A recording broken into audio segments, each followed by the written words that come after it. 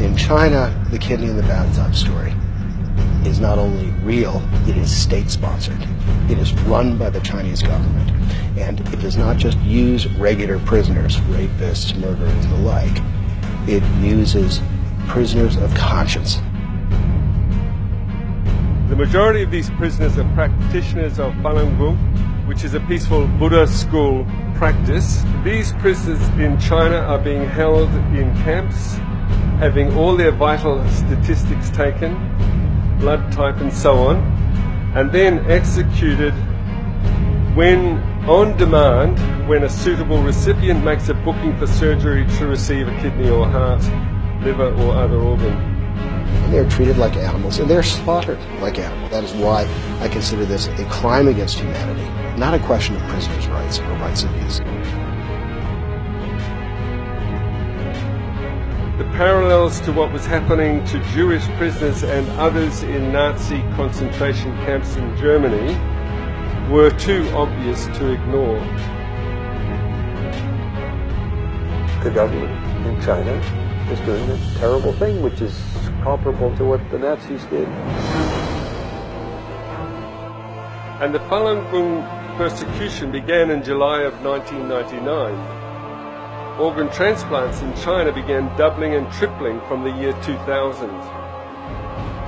Many practitioners refused to reveal their identities in order to protect their families, so that leads to a large pool of unidentified or anonymous prisoners in good health who are, quote, not on the books. They can be killed with impunity. Everybody knows that Falun Gong practitioners are considered healthier than many people. You don't smoke or drink, you are very disciplined, you do exercises every day, and tragically, a lot of people who have hepatitis or whatever, both in China and outside of China, think they must get liver, whatever organ from a Falun Gong practitioner. And as David Matus and I have discovered, there's a real effort to get Falun Gong, innocent prisoners of conscience from Falun Gong, to be killed for their organs. There's no evidence that Falun Gong is a cult of any sort. There's no evidence of political action to try and bring down the Chinese government. There's no evidence of anything other than a deep desire to be left alone to practice their spiritual beliefs in peace and to not be locked up and murdered. China is a sovereign country.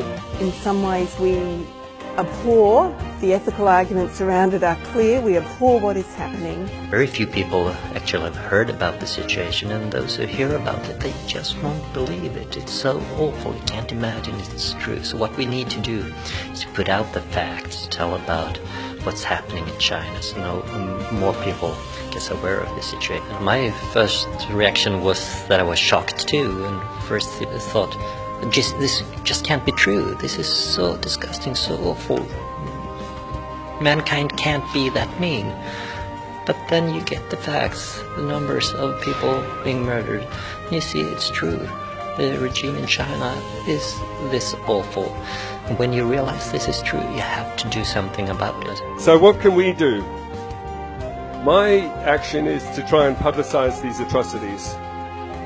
I'm hoping that you too will give this your attention by letting your friends know, speaking to people at work.